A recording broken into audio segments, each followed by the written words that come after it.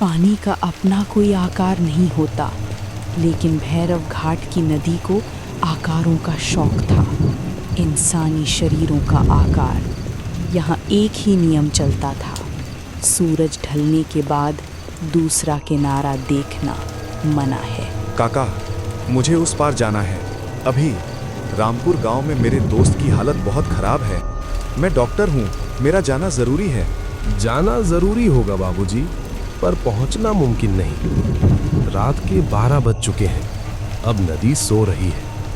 उसे जगाना मौत को दावत देना है। दोबारा लौटना उससे भी भयानक। मुंह मांगा पैसा दूंगा, 5,000, 10,000, बस मुझे उस पार छोड़ दो। पैसा कफन खरीद सकता है बाबूजी, जिंदगी नहीं। पर अगर जिद है तो बैठ जाओ, लेकिन एक शर्त है। पूरे रास्ते एक शब्द मत बोलना, चाहे कोई भी आवाज आए, चाहे कोई अपना पुकारे, जवाब मत देना। अगर मुंह खोला तो मैं भी तुम्हें नहीं बचा पाऊंगा।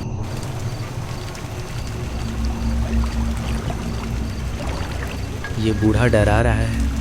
नदी ही तो है, इतनी शांत, इतनी काली। अचानक नाव के नीचे से कोई भारी चीज टकराती है। नाव जोर से हिलती है। सूरज गिरते गिरते बचता है। वो लकड़ी का टुकड़ा नहीं था और ना ही कोई मछली।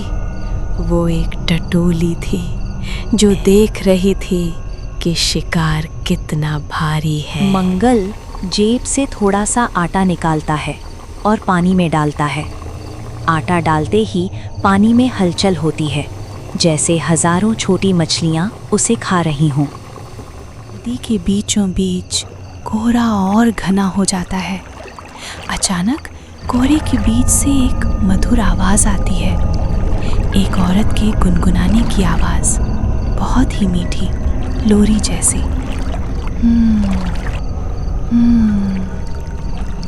सूरज आवाज की दिशा में देखता है। उसे पानी के ऊपर कोहरे में एक धुंधली आकृति दिखाई देती है। एक औरत पानी पर खड़ी है। ये कौन है? पानी के ऊपर खड़ी है? क्या मुझे भ्रम हो रहा है? आवाज बदलती है। अब वो लोरी नहीं, बल्कि एक जानी पहचानी आवाज है। ये सूरज की पत्नी की आवाज है, जो शहर में है। सूरज, तुम मुझे छोड़कर क्यों चले गए? सूरज, पानी बहुत ठंडा है, मुझे बचाओ। सूरज की आंखें फटी रह जाती हैं। वो खड़ा होने की कोशिश करता है। मंगल उसे खींचकर बैठा देता है और गुस्से में घूरता है। नीचे देख, कान बंद कर।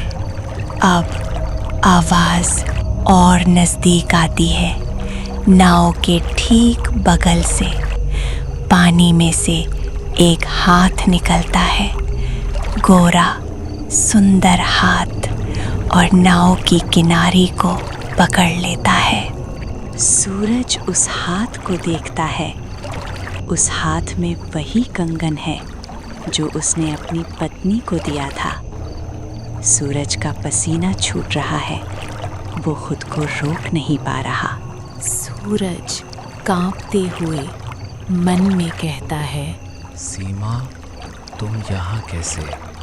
पानी से अब रोने की आवाज आती है। बहुत दर्दनाक चीखें। बचाओ सूरज, बचाओ। सूरज का धैर्य टूट जाता है। उसे लगता है उसकी पत्नी सच में डूब रही है। वो चिल्ला पड़ता है, सीमा, मैं आ रहा हूँ। जैसे ही सूरज के मुंह से आवाज निकलती है, सन्नाटा छा जाता है। रोना बंद, छपछपाना बंद। मंगल चप्पू चलाना रोक देता है। मंगल अपनी आंखें बंद कर लेता है और प्रार्थना करने लगता है। और तभी नदी ने सुन लिया। सन्नाटा टूटने का इंतजार तो वो सदियों से कर रही थी। मिल गया, मिल गया, मिल गया। पानी का रंग काले से लाल होने लगता है। नाव के चारों तरफ हजारों हाथ पानी से बाहर निकलते हैं।